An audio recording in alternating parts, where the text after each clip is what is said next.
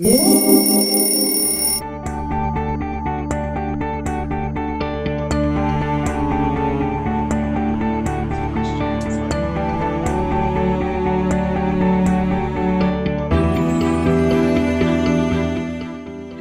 a sexual implication of sexual orientation as relates to bullies and the victim and the perpetrator. You know what that is? Matthew Shepard case from the prison.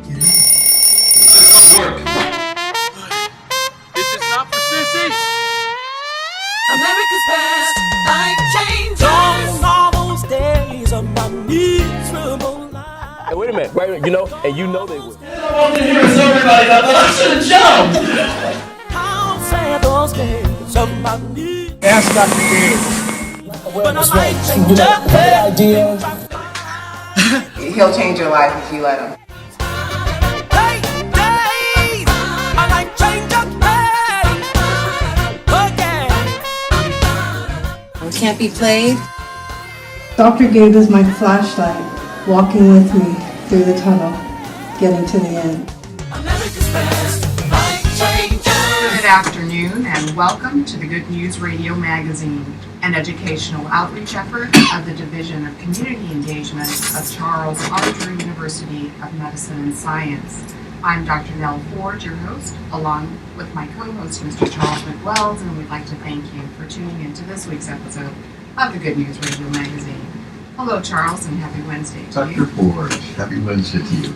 You know, today, Charles, we're going to be talking about a very significant public health problem. We're going to focus specifically on the issue of violence and bullying here in the United States and how it's impacting our youth and our community.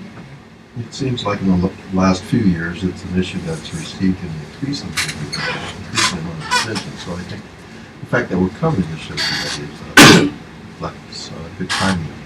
It's definitely appropriate and good timing, and some of the data that are out there, it's just quite alarming to hear how prevalent, in fact, bullying occurs. It's estimated that some 3.2 million students are victimized each year. Well, to help us guide us in this discussion, I'd like to welcome Dr. Gabe. Thank you, Dr. Ford. Charles, it's great to be here. Good to see you again, Dr. Crenshaw.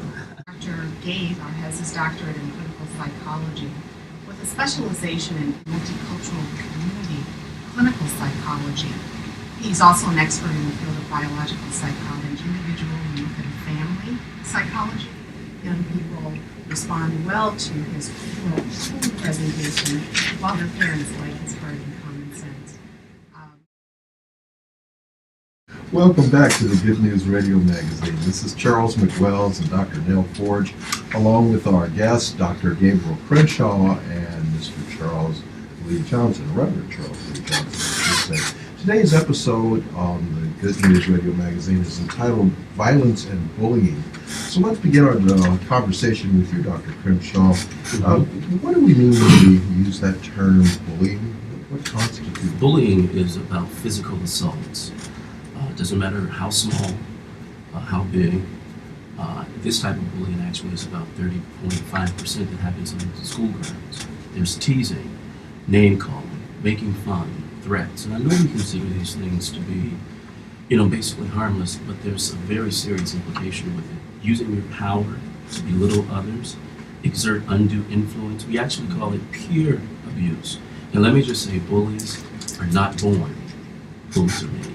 I know this title is Violence and Bullying, and I'm wondering if those two things occur commonly, or if they commonly interact. I mean, some of the examples you gave a moment ago don't necessarily imply physical violence, teasing, threats, but of course bullying can go on to more extreme forms.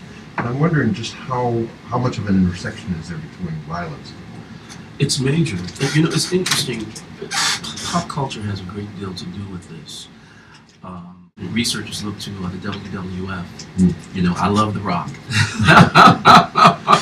But this idea of bullying for entertainment purposes, it actually has a negative impact oftentimes on our kids. Now, that is not to say that every kid that will watch wrestling or see a negative interaction of physical assault or hear a physical insult, watch intimidation, doesn't mean that they'll all do it, but oftentimes they do. And this research comes right out of Albert Bandura. which is social learning theory. You familiar with it? Right. Dr. Ford? Yeah. And it, just real quick, it was a Bobo doll experiment.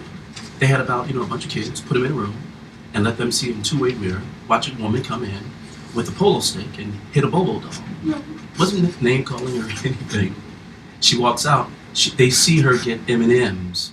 So they sent kids in one by one, and what do you think the kids did? Not only did they hit the Bobo doll, they raised that more. They started doing name calling, making aggressive attacks. And that's when bullying is very similar. It might start out verbally, but it can quickly escalate to physical contact. So we really need to be aware our words have power, and we can hurl and assault with our words.